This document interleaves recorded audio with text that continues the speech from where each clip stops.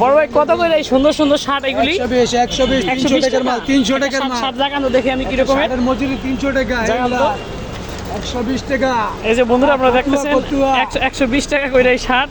120 এই যে তা। 120 এই যে সাদা শার্ট এটাও কি 120 টাকা?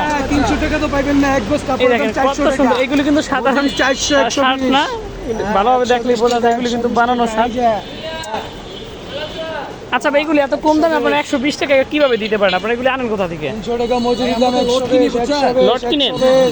এগুলি লটের মাল, এই কারণে আমার মনে হয় যে এরকমের। ঠিক আছে, শার্ট খুব সুন্দর। 20 টাকা লাভ। 20 টাকা লাভ মাত্র।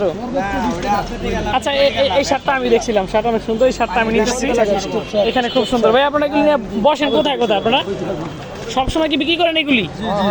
কোথায় বিক্রি করেন এগুলি?